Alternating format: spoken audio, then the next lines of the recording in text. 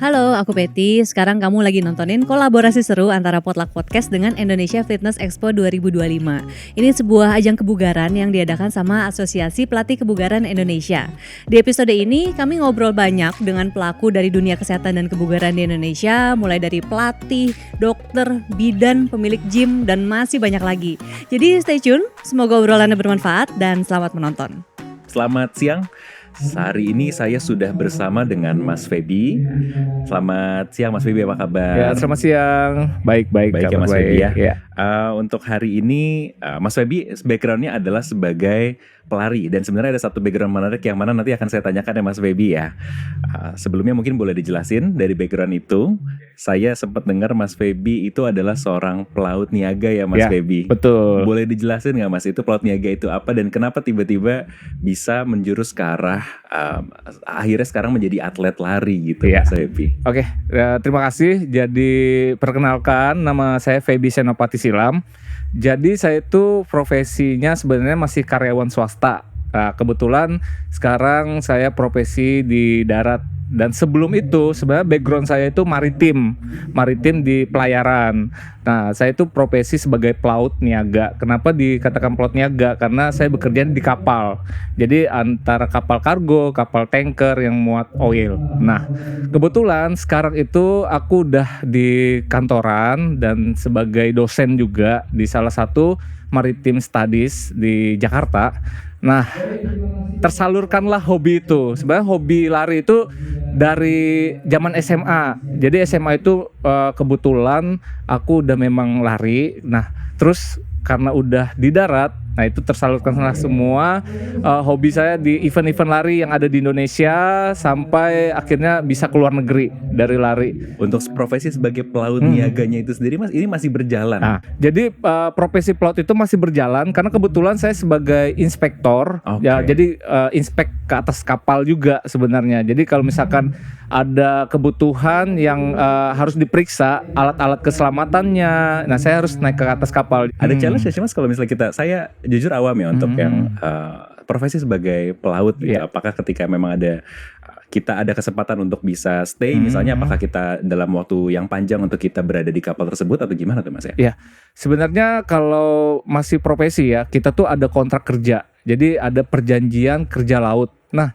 di perjanjian kontrak itu ada yang 6 bulan sampai 12 bulan. Nah, kita tidak boleh istilahnya ibaratnya kita stay di kapal, kita bisa ke darat kalau kita masuk pelabuhan. Nah, makanya itu jadi lingkupnya sempit sebenarnya. Jadi kita kru di atas kapal cuma 20 orang misalkan, ya udah kita ketemunya itu aja, dan sangat membosankan sebenarnya. Dan pada saat saya di kantoran itu sangat berbeda sekali, dan itulah habit yang harus saya kelola kembali. Oh, ternyata lebih luas ya. Sekarang saya ketemu orang-orang baru gitu kan di perusahaan pelayaran, bahkan di hobi saya sendiri di lari gitu. Saya sih sekarang menikmati sih gitu. Menarik banget Mas. Jadi kita lanjut ke yang lari ya Mas ya. Saya sempat ngelihat, saya search nama Mas Feby gitu ya, dan ternyata ada satu yang menarik Mas. Muncul artikel bahwa Mas Feby adalah peraih untuk muri rekor ya Mas ya. Itu boleh dijelasin nggak Mas, gimana tuh bisa sampai sehebat itu gitu? Wah, itu sebenarnya kebetulan sih. Kayak misalkan aku kan mendaftar event namanya Bintaro Ultra. Nah, kenapa bisa dinamakan Ultra? Itu sebenarnya dari segi jarak itu 3 digit tuh berarti 100 ke atas gitu. Tetapi sebenarnya perjalanan panjang ya untuk bisa kita berdiri di depan garis start untuk maju mencapai 3 digit atau 100 kilo plus itu nggak instan sih. Kayak misalkan aku harus mendaftar dari 5 kilo, 10 kilo. Nah, akhirnya di tahun 2023 aku itu memberanikan diri untuk mendaftar 200 kilo. Sebenarnya aku merasa yakin bisa finish, tapi ternyata dari segi latihan kurang cukup. Dan pada saat itu aku nggak selesai. Dalam artian kalau di lari itu namanya DNF. DNF itu did not finish. Berarti kita tidak menyelesaikan kategori 200 kilo itu. Itu sebenarnya sakit banget sih. Kayak kok nggak bisa ya dengan sebenarnya untuk kaki itu masih bisa lari, tetapi tubuh tuh menolak, sepertinya kayak udah kelelahan. Karena lari dari hari Jumat malam sampai ke Minggu siang. Nah itu berarti 40 jam. Kita harus selesai di bawah 40 jam. Dan saya hitung-hitungannya, kayaknya ini nggak mampu, nggak bakalan kuat gitu. Akhirnya aku nggak finish di tahun 2023 kan. Nah itu menjadi cambukan banget dan pelajaran yang berkesan sih. Akhirnya aku latihan setahun untuk kembali lagi di tahun 2024. Masa sih nggak bisa, karena sebelumnya pelari-pelari yang senior di atas saya itu udah ada yang pernah finish gitu. Berarti kan kita juga bisa gitu. Nah itulah membuat saya semakin penasaran kan. Jadi akhirnya saya menambah mileage setiap minggu, setiap bulan untuk bisa berlatih terus dan terus. Untuk manajemen waktu, manajemen nutrisi, dan untuk strategi juga itu perlu sih. Karena selama 40 jam itu sebenarnya kita bisa istirahat. Tergantung kita bisa manage waktunya. Kalau kita masih berasa cukup, ya udah aku tidur aja lah sejam. Bahkan justru di 2024 tuh aku 2 kali tidur. Itu yang di luar ekspektasi, karena saya udah hitung-hitungan masih dapat lah ini waktunya. Dan ternyata saya bisa menyelesaikan itu masih 2 jam sebelum finish, dan itu merasa kayak lega banget. Ternyata saya menyelesaikan 38 jam. 38 jam sama istirahat ya, karena saya memang kalau nggak istirahat kayaknya lelah sekali gitu. Nah itu yang aku buktikan.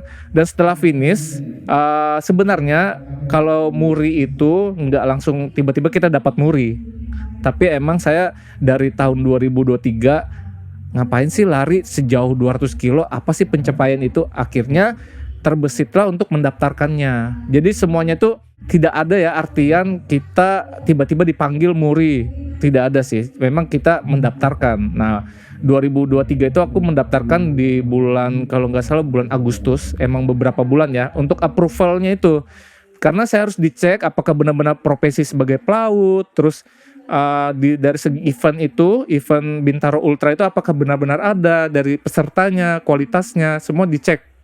Setelah semuanya approve, barulah muri menyatakan oke, nanti pada saat hari H tinggal lari aja, dan kalau misalkan finish itu achieve buat aku bisa menerima piagam itu.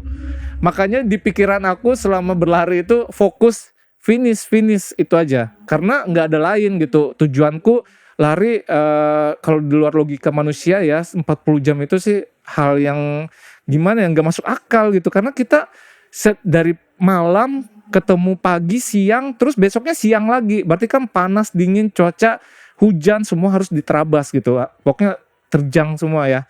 Dan itu bersyukurnya, saya bersyukur sih, puji Tuhannya bisa menyelesaikan itu semua. Makanya dikira orang ya gampang gitu. Sebenarnya aku udah sempat jatuh di 2023 dan sebenarnya nggak mau lagi. Kayaknya nggak kuat ya 200 itu, karena di luar logika banget. Ternyata aku termotivasi lagi, balik lagi dan bisa membuktikan itu.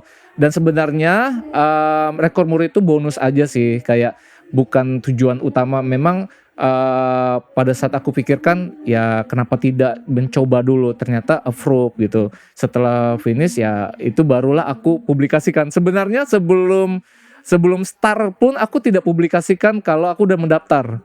Yang tahu itu cuman race director. Race director itu yang bertanggung jawab atas event itu kan. Aku cuman bilang itu race directornya Om Eka. Om Eka, aku mendaftarkan rekor muri untuk ini gitu kan. Oh ya, jadi aku paling nggak ada target waktu finish berapapun. Yang penting aku finish ya gitu ya. Under cut off time yang 40 jam itu, COT gitu ya. Dan ternyata pas finish barulah langsung di celebration gitu, langsung dikasih tahu sama race directornya bahwa Feby ini mendapatkan rekor muri pelaut niaga yang menyelesaikan 200 km gitu. Itu sudah udah lega banget. Pokoknya ternyata bisa gitu. Amazing mas. Untuk saya yang sangat awam gitu, yang melihat bahwa teman-teman yang ikut maraton, koreksi kalau salah, berarti maraton itu 40 km ya mas ya? Kalau maraton itu 42,195, ada koma-komanya. Oke.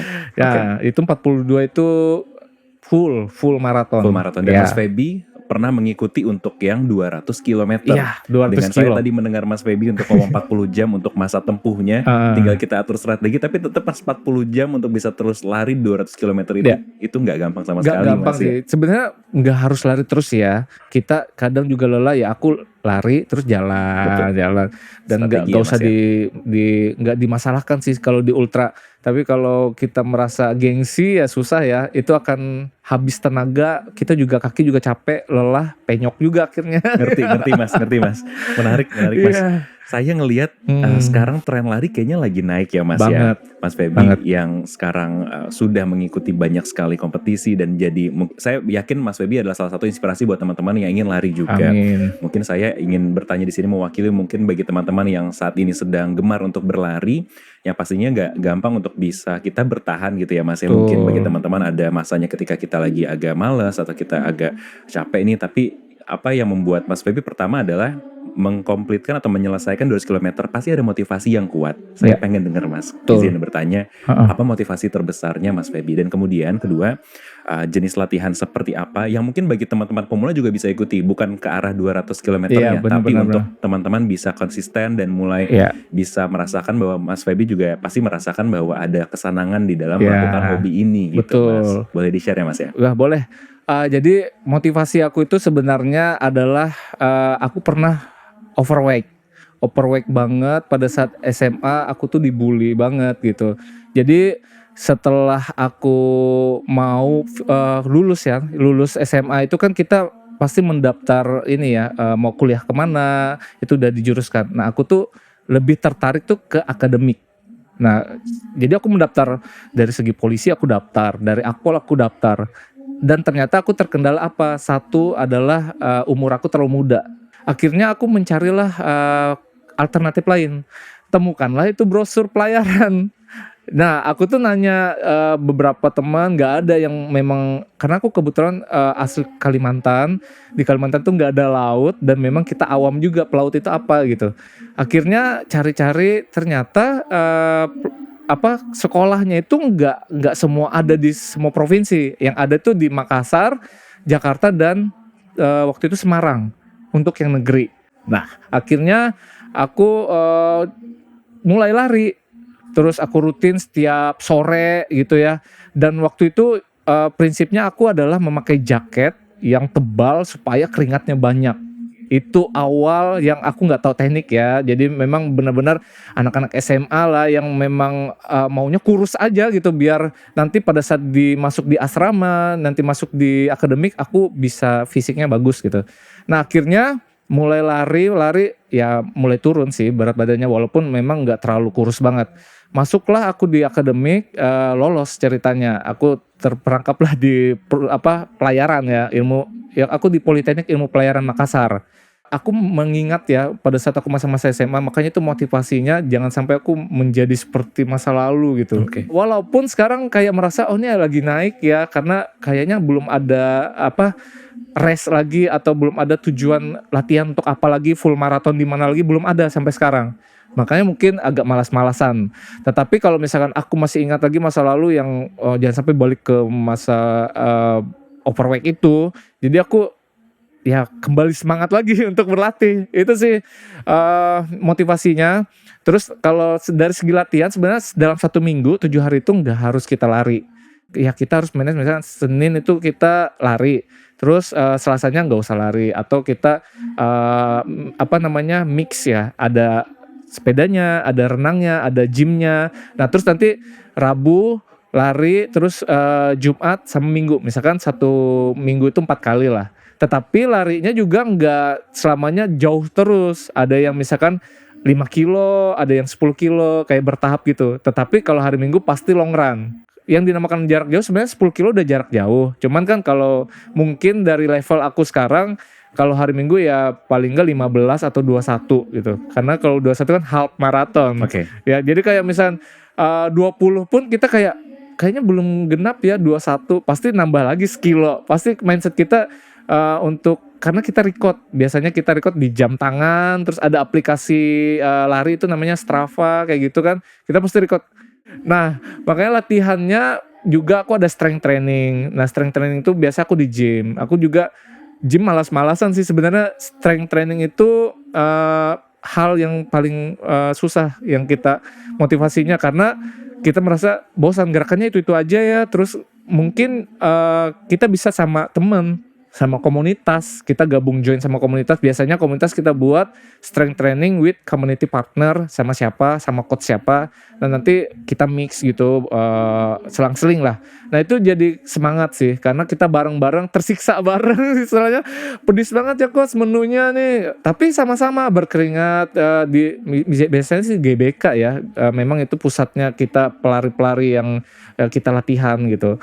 Selain itu juga diimbangi juga sih dengan sport massage gitu ya, terus refleksi karena kaki juga harus butuh di repair ya.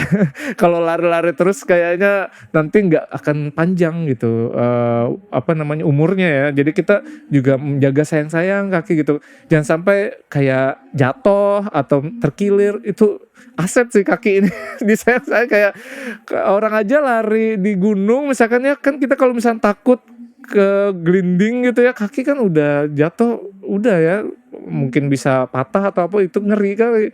Jadi kayak kita udahlah nggak usah yang aneh-aneh ya, kita lari untuk sehat, intinya itu aja, untuk sehat. Jangan yang kayak mau ngapain sih lari gitu ya. Aku sih patokannya lihat yang umur-umur master ya. Kalau master tuh di atas 50 plus tapi dia masih lari. Itu kayak aku nanti seumur dia bakalan seperti bapak ini enggak sih, atau ibu ini enggak sih? Karena dia, kalau aku sharing sama dia, bisa lah kamu kan larinya dari muda. Ya semoga Bu konsisten. Nah konsistennya itu yang susah. Tapi ya gimana, rasa malas pasti hinggap ya. Kita juga enggak menutup kemungkinan, saya juga pasti aduh kayaknya hujan atau dijadikan alasan gitu ya. Tapi itu aku langsung ingat, jangan sampai lah nih, harus tetap konsisten dong gitu. Itu sih. Bayang Mas, amazing. Saya langsung hanyut dalam ini ceritanya loh Mas. Jadi awalnya karena memang ada ketakutan untuk kembali ke masa lalu yang ada sempat obes ya Mas ya. Obes sih, obesitas. Jadi itu adalah motivasi yang besar untuk membuat Mas Feby terus melanjut, dan juga tadi ada training rutin yang dilakukan untuk bisa terus bertahan. Tadi saya jadi tertarik untuk nanya sih Mas. Jadi gini, saya ngelihat untuk yang sekarang tren lari itu sangat marak di Indonesia khususnya, atau Jakarta juga banyak gitu ya Mas ya. Banyak dari teman-teman saya bahwa mereka pengen mulai masuk, tapi ada kekhawatiran akan cedera gitu Mas. Iya. Sempat nyobain Pasti. lari, Iya. tapi ada rasa sakit yang dirasakan oleh kakinya mereka. Tadi Mas Feby sempat menyampaikan ada latihan kekuatan di dalam programnya. Apakah memang itu punya korelasi yang menyebabkan Mas Feby juga mungkin jadi kuat kakinya segala macam? Mungkin ini adalah untuk teman-temannya di Indonesia yang ingin lari. Mungkin itu adalah sebuah tips di mana ingin enjoy untuk larinya. Apakah itu bisa dikatakan gitu Mas Feby, gimana? Banget ya. Jadi sekarang ini memang banyak pelari-pelari baru bermunculan. Jadi bisa dibilang FOMO ya. Tapi FOMO-nya dalam hal positif gitu. Positif kenapa? Berarti ya kita bisa menginfluence teman-teman yang awalnya dia malas gerak, mager, cuman tiduran doang. Ternyata dia lihat di sosial media sih berpengaruh banget sih. Makanya teman-teman yang baru lari itu bagus, sebenarnya aku dukung gitu. Tetapi janganlah langsung mau full maraton, langsung 200, nggak mungkin. Karena aku juga dulunya newbie ya, jadi pendatang baru. Jadi yang salah itu kalau dia tiba-tiba 5 kilo, 10 kilo tanpa latihan, itu yang salah. Nah, saran aku untuk yang baru-baru ini, jadi ya dia lari terus jalan kaki, rasakan dulu ritmenya. Karena kan nggak langsung ya ada sesuatu hal yang kita cintai itu nggak langsung cinta, nggak langsung jatuh cinta kan. Emang kita harus memang olah sendiri, rasakan sendiri. Nah nanti pada saat dia sudah menyenangi hal itu, mungkin dia akan menambah gear mandatorinya seperti sepatu, kayaknya mau yang baru atau mau yang bagusan. Terus outfitnya juga mau yang agak mahalan dikit. Sebenarnya kan nggak perlu mahal ya. Jadi aku tuh ada hashtag lari nggak harus mahal. Jadi lari ya yang ada aja. Misalnya di rumah ada sepatu kets, ya udah pakai dulu. Atau ada baju, jersey, celana tidur, oke gitu. Karena aku dulu gitu. Jadi mereka kira aku tuh langsung, wah ini bermerek semua, wah ini baru semua. Enggak gitu. Karena semuanya kita building itu dari awal. Memang ininya mindsetnya kita ya mau menginfluence orang kalau kita tuh berolahraga tuh sehat gitu. Nah makanya teman-teman kalau mau latihan ya strength training juga, latih otot bagian bawah, upper body, itu penting. Makanya kalau gym itu sebenarnya perlu perlu. Jadi ada orang yang malas strength training itu nanti kakinya bakalan cepat capek. Oke. Pondasi lah kaki ini. Jadi kalau Pengaruh ya, misalkan Mas, ya? iya pengaruh banget. Kalau kita nggak ada pondasi itu pasti cepat lelah. I see, gitu. I see. Benar-benar. Oke, Mas. Tapi ada satu hal, Mas. Kadang teman-teman berpikir ketika mau masuk ke dunia lari, ada rasa bosan, ada rasa malas, ada rasa mental block. Apakah saya bisa? Apakah mereka bahkan berpikir kayak kok agak membosankan. Dari Mas Feby, ada tips nggak ya untuk tetap teman-teman bisa apa ya istilahnya, bisa sustain, bisa tetap konsisten untuk melakukan olahraganya. Kadang mungkin kita nggak cuma untuk di awal aja, tapi ini bisa jadi hobi yang mungkin berkelanjutan gitu, Mas. Mungkin Mas Feby bisa di-share rasa kesenangannya itu seperti apa bisa membuat ini terus-menerus dilakukan gitu, Mas. Jadi kalau misalkan dilihat orang yang belum lari ya, sebenarnya kalian ikut event itu dapat apa sih? Kita tuh kalau bisa dibilang cuma dapat medali, terus nanti finishernya refreshment pisang, terus isotonik sama fresh water, cuma itu doang. Itu sudah senang sebenarnya. Okay. Terus kita pasti foto medali sampai bahkan justru medali itu menumpuk di rumah. Itu sih kayak, kalian cuma dapat itu, heran mereka. Terus kalian buang-buang duit gitu, kan bayar kan, semua event itu ada ininya harganya. Iya, kita udah senang.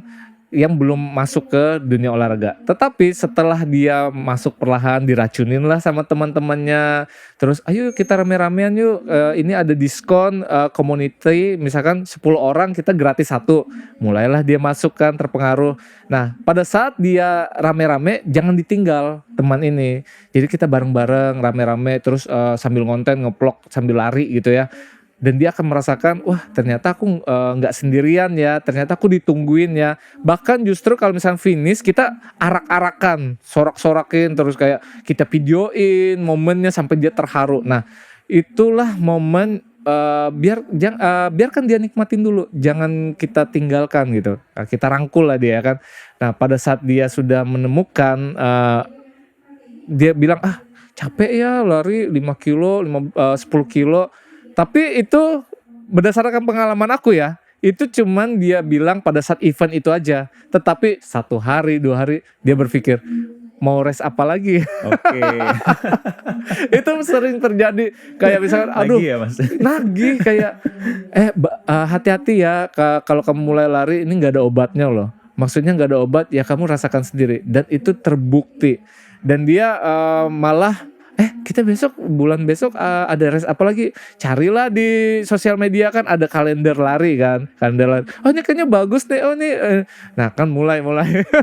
Jadi itu udah kayak meracunin gitu ya, racun pelan-pelan gitu. Makanya anak-anak tuh biasa bilang ya, wah ini salah sih pergaulan kita makin boros. Tapi borosnya untuk dari segi yang sehat ya gitu. Okay. Itu kan investasi kita juga betul. Dan kita merasakan itu senang, happy, terus ketemu teman, terus koneksi lah. Mas Feby terakhir, 200 km udah. Banyak pengalamannya sudah. Kira-kira untuk tahun ini atau tahun depan apa yang ingin dicapai Mas Feby itu pertama, dan kemudian harapannya untuk mungkin industri kebugaran atau misalnya mau spesifik ke arah untuk teman-teman yang lagi menggeluti lari sekarang? Sebenarnya untuk kedepannya kan aku sebenarnya udah achieve semua sih. Kayak misalkan nih Bintaro Ultra itu aku ditawarin lagi, tapi nggak mungkin 200 gitu. Ada kategori lain nggak? Cuman yang aku kepengen lagi itu adalah kita ada namanya World Marathon Major. Itu adalah maraton yang sakral bagi kita, apalagi kita yang road ya. Kalau road runners itu kitanya pasti melihat di full maraton. Nah, di asosiasi WMM namanya World Marathon Major itu ada namanya 6 negara yang harus kita, bukan harus sih, ya memang harus ya, tapi ya disesuaikan keuangan juga.